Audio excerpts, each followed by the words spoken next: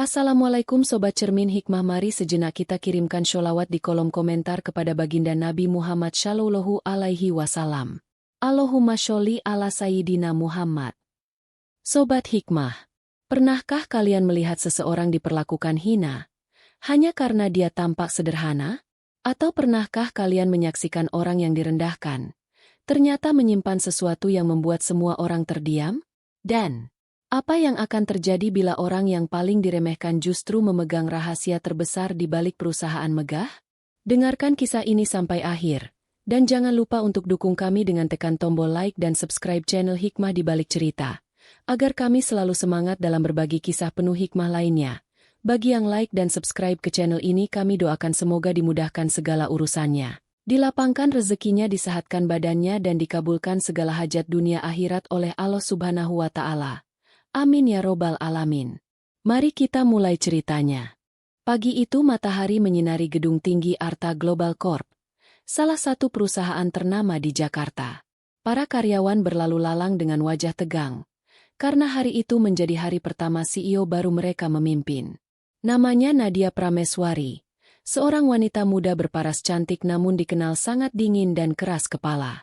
Langkahnya tegas, suaranya tajam, dan setiap kata yang keluar dari bibirnya bagaikan perintah yang tak boleh dibantah. Di lantai 3, seorang pemuda sederhana sedang menata berkas di mejanya. Dialah Homar, karyawan magang yang datang lebih pagi dari siapapun. Seragamnya rapi, wajahnya sopan, dan setiap pekerjaan ia kerjakan dengan hati-hati. Namun sayangnya, keberadaannya nyaris tak dianggap oleh siapapun di kantor itu. "Homar, kamu udah kirim laporan malam tadi?" tanya seorang staf perempuan dari meja sebelah. "Sudah, Mbak Rani. Tapi sistemnya agak lambat. Jadi saya kirim 2 kali untuk memastikan masuk," jawab Homar dengan tenang. Ia tak tahu bahwa malam itu menjadi awal dari perubahan besar dalam hidupnya. Beberapa jam kemudian, semua karyawan dipanggil ke ruang rapat utama. Nadia berdiri di depan layar besar, menatap tajam ke arah semua staf. "Siapa yang kirim file laporan salah ke investor semalam?" Suaranya tegas dan dingin. Ruangan sunyi. Beberapa orang saling pandang, hingga salah satu staf berkata pelan. Nama pengirimnya tertera. "Homar, Bu." Semua mata langsung tertuju padanya. Homar berdiri, wajahnya bingung. "Iya Bu, saya yang kirim. Tapi saya rasa..." "Cukup," potong Nadia dengan suara keras. "Jangan banyak alasan. Kamu sadar kesalahanmu hampir membuat investor membatalkan kerjasama besar ini? Kamu pikir magang bisa seenaknya?" Homar menunduk, mencoba menahan getar suaranya. "Saya tidak bermaksud, Bu. Mungkin ada kesalahan sistem saat." "Tidak ada tapi-tapi. Saya tidak butuh orang ceroboh di kantor ini. Mulai hari ini, kamu dipecat." Semua orang terdiam. Beberapa hanya bisa menatap tanpa berani bicara. Homar memandang Nadia dengan mata sendu, lalu mengangguk pelan. "Baik, Bu. Terima kasih atas kesempatan yang sudah diberikan." Ia berjalan pelan meninggalkan ruangan. Senyap, suara langkah kakinya bergema di lorong panjang gedung itu. Tidak ada yang menyapanya, tidak ada yang peduli. Namun di balik ketenangan wajah Homar, ada sesuatu yang tidak diketahui siapapun. Sebuah rencana, dan sebuah rahasia yang akan membuat semua orang menyesal telah menghinanya. Malam itu, langit Jakarta tampak muram. Hujan turun pelan, membasahi jalanan yang mulai sepi. Di sebuah kamar kos sederhana, Homar duduk sendirian di depan laptopnya. Lampu kecil di meja belajar menerangi wajahnya yang tampak tenang, meski baru saja mengalami penghinaan besar. Ia membuka folder berisi data perusahaan. Ratusan file tersusun rapi di dalamnya. Ia menghela napas panjang, lalu menatap layar dengan mata yang kini tak lagi lembut. "Sudah waktunya," gumamnya pelan. Telepon genggam di samping laptop berdering. "Assalamualaikum, Tuan Muda." Suara seorang pria tua terdengar di seberang. "Waalaikumsalam, Pak Hamid," jawab Homar dengan tenang. "Semua sudah siap. Media juga menunggu konfirmasi tentang pengumuman besok pagi," lanjut suara itu. Homar tersenyum samar. Baik. Jangan beritahu siapapun sampai waktunya tiba. Biar mereka belajar tentang arti rendah hati. Setelah menutup telepon, Homar menatap foto lama yang berdiri di atas meja. Foto dirinya bersama seorang pria parubaya mengenakan jas abu-abu. Wajah itu adalah almarhum Rahman Arta, pendiri pertama Arta Global Corp, ayah kandungnya. Dengan suara bergetar, Homar berbisik pelan. Ayah, maaf aku belum mampu menjaga nama baik perusahaan ini seutuhnya. Tapi besok, semuanya akan aku kembalikan seperti dulu. Dengan cara yang ayah ajarkan, bukan dengan kesombongan, tapi dengan kasih dan kejujuran. Hujan semakin deras. Namun di balik jendela yang buram, sinar kota tetap berkilau. Homar menatapnya dalam-dalam, seolah melihat masa depan yang sudah menunggunya. Ia tersenyum.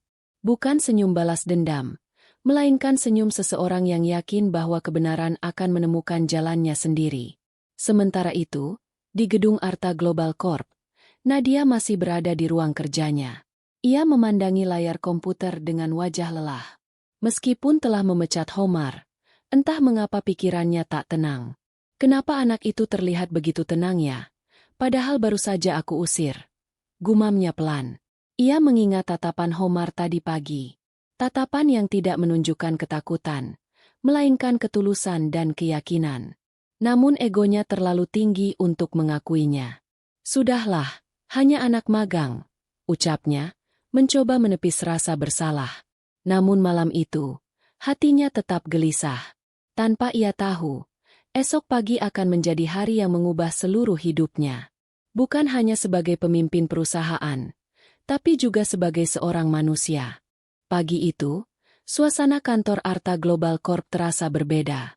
Biasanya, Nadia datang dengan langkah pasti dan tatapan tajam yang membuat semua karyawan menunduk. Namun hari itu, bahkan sebelum ia tiba, bisik-bisik aneh sudah terdengar di setiap sudut ruangan. Kamu udah lihat berita pagi ini belum? Bisik seorang staf perempuan pada temannya. Belum. Kenapa? Katanya, perusahaan kita bakal diambil alih sama pemegang saham baru. Serius? Siapa orangnya? Belum jelas. Cuma inisialnya Ki, katanya masih muda, tapi punya saham mayoritas. Bisik-bisik itu semakin ramai hingga Nadia datang. Sepatu hak tingginya berdetak keras di lantai marmer, tapi tidak ada yang berani menyapanya. Ia menuju ruang rapat, tempat para direktur sudah menunggu. Baik, kita mulai, katanya tegas. Namun sebelum sempat melanjutkan pembicaraan, pintu ruang rapat tiba-tiba terbuka. Seorang staf masuk terburu-buru sambil membawa tablet.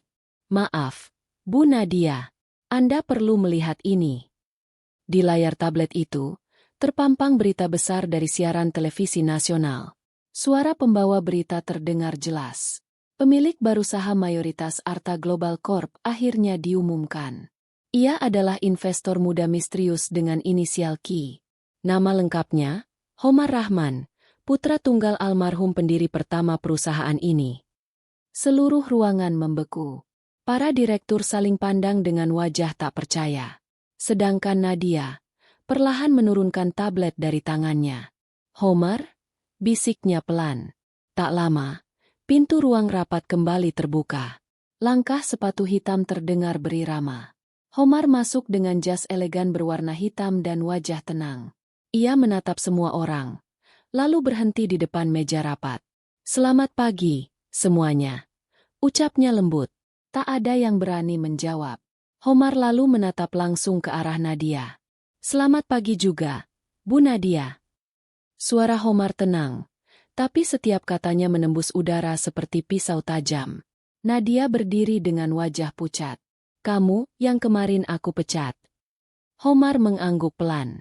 Benar, Bu. Tapi sepertinya Bapak Direktur Utama perusahaan ini belum tahu siapa yang sebenarnya sedang dia pecat. Ruangan benar-benar sunyi. Hanya suara detak jam dinding yang terdengar pelan. Homar berjalan mendekat, lalu menatap semua yang hadir di ruangan itu. Saya datang bukan untuk membalas dendam. Saya datang untuk meluruskan. Saya memang sengaja magang tanpa identitas agar tahu bagaimana perusahaan ayah saya ini dijalankan. Dan ternyata, banyak orang di sini yang lupa arti menghormati sesama. Nadia menunduk. Suaranya bergetar. Saya minta maaf. Homar. Saya terlalu cepat menilai. Homar tersenyum tipis. Tidak apa-apa. Kesalahan bisa diperbaiki, tapi kesombongan hanya akan menghancurkan. Semua orang menunduk. Ruang rapat yang biasanya penuh tekanan, kini dipenuhi keheningan yang syarat penyesalan. Dan untuk pertama kalinya sejak menjabat, Nadia meneteskan air mata. Bukan karena kehilangan jabatan, tapi karena kehilangan rasa kemanusiaan yang dulu pernah ia abaikan. Setelah rapat besar itu usai, suasana kantor seolah berubah menjadi dunia lain. Tak ada lagi suara langkah cepat penuh kesombongan. Tak ada lagi perintah yang diucapkan dengan nada tinggi. Semua orang berjalan pelan, masih tak percaya dengan apa yang baru saja terjadi. Nadia duduk diam di ruangannya. Kursi kulit hitam yang biasanya menjadi simbol kekuasaannya kini terasa dingin dan kosong. Ia menatap jendela tinggi di hadapannya, melihat langit Jakarta yang mulai berawan. Di benaknya, suara Homar terus terngiang. Kesalahan bisa diperbaiki, tapi kesombongan hanya akan menghancurkan. Kalimat itu seperti pisau tajam yang mengiris hatinya perlahan. Ia menatap meja kerjanya yang dipenuhi berkas, dan pada sudut meja itu, tergeletak name tag bertuliskan Homar Magang. Nadia mengambilnya dengan tangan gemetar. Air matanya menetes tanpa ia sadari. Tiba-tiba, pintu ruangannya diketuk. Masuk, ucapnya pelan. Pintu terbuka, dan Homar melangkah masuk dengan tenang. Wajahnya tidak lagi seperti kemarin, bukan murid yang direndahkan, tapi pemimpin yang bijaksana. Boleh saya duduk, Bu Nadia? Tanyanya sopan. Nadia mengangguk pelan. Tentu. Oma. Keheningan memenuhi ruangan selama beberapa detik sebelum Nadia berkata lirih. Saya benar-benar malu. Saya tidak tahu siapa kamu sebenarnya. Tapi saya menyesal bukan karena statusmu, melainkan karena perlakuan saya yang begitu kejam. Homar tersenyum lembut. Bu Nadia, saya tidak datang untuk menegur atau mempermalukan siapapun. Saya datang untuk memperbaiki. Perusahaan ini dulu dibangun ayah saya bukan dengan uang, tapi dengan kepercayaan dan rasa hormat. Dan saya ingin itu kembali. Nadia menunduk, menahan air mata. Terima kasih, Homar. Kamu jauh lebih dewasa dari saya yang sudah lama duduk di kursi ini. Tidak, Bu. Saya hanya belajar dari rasa sakit. Kadang, seseorang harus dihancurkan dulu, agar bisa melihat dengan mata yang baru. Hening sejenak. Lalu Homar berdiri, menatap foto besar pendiri perusahaan yang tergantung di dinding.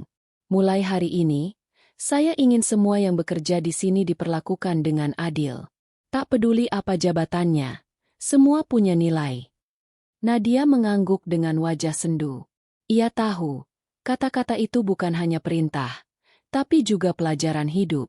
Sebuah pengingat bahwa jabatan tidak pernah membuat manusia menjadi tinggi. Yang membuat tinggi adalah kerendahan hatinya. Ketika Homar melangkah keluar, Nadia menatap punggungnya dengan mata berkaca-kaca. Di dalam hatinya, tumbuh sebuah tekad baru. Ia ingin menebus kesalahannya, bukan untuk mempertahankan jabatan, tapi untuk kembali menjadi manusia yang tahu cara menghormati. Dan di luar ruangan itu, seluruh kantor menyambut sosok pemimpin baru yang tidak hanya membawa perubahan, tapi juga membawa makna baru tentang arti kemanusiaan. Hari-hari setelah kejadian itu terasa begitu berbeda di Arta Global Corp. Ruang kerja yang dulu penuh tekanan kini terasa lebih hidup, lebih manusiawi. Tidak ada lagi suara bentakan, tidak ada lagi rasa takut di wajah para karyawan. Mereka mulai bekerja dengan semangat baru, karena mereka tahu bahwa kini perusahaan dipimpin oleh seseorang yang benar-benar peduli. Homar tidak langsung mengambil alih semua jabatan. Ia tetap membiarkan struktur lama berjalan, namun setiap pagi ia datang lebih awal, menyapa semua orang dengan senyum hangat. Ia berbicara dengan satpam, menyapa petugas kebersihan, bahkan membantu staf magang baru menyiapkan dokumen. Suatu siang, Ia berdiri di depan seluruh karyawan di aula utama perusahaan. Wajahnya tenang, tapi matanya memancarkan wibawa. "Saya tahu," ucapnya perlahan. "Beberapa waktu lalu ada banyak yang kecewa, bahkan terluka. Tapi mulai hari ini, mari kita bangun perusahaan ini bukan dengan rasa takut, melainkan dengan rasa percaya." Semua mata tertuju padanya. Nadia yang kini duduk di kursi staf senior menatap Homar dengan penuh hormat. Ia sudah tidak lagi menjadi CEO, tapi Homar menolak memecatnya. Sebaliknya, ia memintanya tetap di perusahaan untuk belajar dari awal, memahami dari bawah. Setelah rapat berakhir, Nadia mendekat pelan. "Homar, terima kasih sudah tidak mengeluarkan saya dari perusahaan ini. Saya kira kamu akan membalas dendam." Homar tersenyum lembut. "Balas dendam tidak akan memperbaiki apapun, Bu. Justru dengan memaafkan, saya bisa melanjutkan warisan ayah saya dengan hati yang bersih." Nadia terdiam. "Dan kamu benar," lanjut Homar. "Kadang manusia butuh jatuh untuk tahu rasanya rendah. Butuh kalah untuk tahu rasanya menghargai. Dan saya bersyukur Allah memberi saya kesempatan melihat semuanya dengan mata yang lebih luas." Ucapan itu membuat Nadia menangis pelan. Ia tidak menyangka, pemuda yang dulu ia hina kini mengajarinya arti kebijaksanaan sejati. Sejak hari itu, ia bekerja lebih giat, bukan untuk kekuasaan, melainkan untuk menjadi lebih baik dari dirinya yang dulu. Beberapa bulan berlalu. Arta Global Corp tumbuh pesat, bukan hanya karena strategi bisnis, tapi karena perubahan hati di dalamnya. Homar memimpin dengan penuh ketenangan, dan setiap orang yang bekerja bersamanya tahu satu hal, bahwa kesuksesan tidak hanya diukur dari angka, tapi dari bagaimana kita memperlakukan sesama manusia. Sore itu, saat matahari mulai tenggelam di balik gedung tinggi, Homar berdiri di balkon kantornya. Ia menatap langit yang berwarna keemasan dan berbisik pelan. "Alhamdulillah, Ayah, akhirnya aku bisa menjaga amanahmu." Angin sore berhembus lembut, membawa ketenangan di dalam hatinya. Dan di balik cahaya senja itu, Homar tahu, kisahnya baru saja dimulai. Kisah tentang perubahan, pengampunan, dan kekuatan hati yang tak pernah menyerah pada kesombongan. Ruang rapat utama dipenuhi suasana tegang. Semua manajer hadir, termasuk Nadine yang duduk di kursi paling depan dengan wajah percaya diri. Hari itu ia dijadwalkan mempresentasikan strategi barunya di hadapan pemilik perusahaan yang dikabarkan akan datang langsung. Namun tiba-tiba, pintu besar ruang rapat terbuka perlahan. Semua mata tertuju ke arah pintu. Langkah sepatu yang mantap terdengar menggema di lantai marmer. Seorang pria dengan jas abu elegan masuk, dan semua orang menatap tak percaya. "Itu Homar." "Selamat pagi," katanya tenang. Suaranya dalam dan berwibawa. Nadine menatap dengan dahi berkerut. "Kamu, Homar? Karyawan magang yang aku pecat kemarin?" Homar tersenyum tipis. "Benar. Tapi hari ini, izinkan aku memperkenalkan diri dengan jabatan yang sebenarnya. Aku Homar Arsyad, pemilik baru perusahaan ini." Semua terdiam. Hanya terdengar detak jam dinding dan desah napas terkejut para staf. Nadine memucat. Tangannya gemetar. Homar melangkah maju. "Aku awalnya datang sebagai magang untuk melihat bagaimana perusahaan ini dikelola di bawah kepemimpinan baru. Dan ternyata, aku belajar banyak." Ia menatap Nadine dalam-dalam. Termasuk bagaimana kekuasaan bisa membuat seseorang lupa menghargai manusia lain. Nadine menunduk, tak mampu bicara. Homar menoleh ke seluruh ruangan. "Aku melihat siapa yang benar-benar bekerja dengan hati, dan siapa yang hanya mengejar gengsi. Mulai hari ini, arah perusahaan ini akan berubah. Kita akan membangun bukan hanya dengan strategi, tapi juga dengan empati." Para staf bertepuk tangan pelan. Beberapa bahkan menunduk menahan haru. Nadine mencoba berbicara lirih. "Tapi, aku hanya ingin disiplin diterapkan." Homar menatapnya tanpa marah. Disiplin tanpa rasa hormat hanya melahirkan ketakutan. Pemimpin yang baik bukan yang ditakuti, tapi yang dihormati karena kebijaksanaannya. Suasana hening. Nadine akhirnya meneteskan air mata, menyadari kesalahannya sendiri. Homar kemudian menutup rapat dengan kalimat yang membuat semua terdiam penuh makna. Jangan pernah menilai seseorang dari posisi atau penampilannya. Karena kadang, yang tampak rendah justru yang paling tinggi nilainya. Semua berdiri dan memberi tepuk tangan panjang. Dan sejak hari itu, perusahaan berubah. Bukan hanya lebih sukses, tapi juga lebih manusiawi. Cerita selesai. Sobat Cermin Hikmah yang dimuliakan Allah. Dari cerita ini kita belajar bahwa kerendahan hati jauh lebih berharga daripada kekuasaan dan jabatan. Terkadang, kita terlalu cepat menilai seseorang dari penampilan atau posisinya, tanpa menyadari nilai dan perjuangan yang mereka miliki. Seperti Homar, orang yang diremehkan justru menjadi sosok yang membuka mata semua orang tentang arti kepemimpinan sejati. Cerita ini mengingatkan kita bahwa menghormati sesama, sekecil apapun perannya, adalah cerminan dari kedewasaan hati. Sebab pada akhirnya, bukan jabatan atau kekayaan yang menentukan nilai seseorang, melainkan bagaimana ia memperlakukan orang lain. Jadi, sebelum kita meremehkan siapapun, ingatlah, roda kehidupan selalu berputar, dan setiap orang punya waktunya untuk bersinar, sobat semuanya. Jika kalian menyukai cerita-cerita seperti ini, jangan lupa like dan subscribe channel Cermin Hikmah, agar kami bisa selalu menghadirkan cerita-cerita menarik lainnya. Terima kasih dan sampai jumpa di cerita lainnya. Wassalamualaikum warahmatullahi wabarakatuh.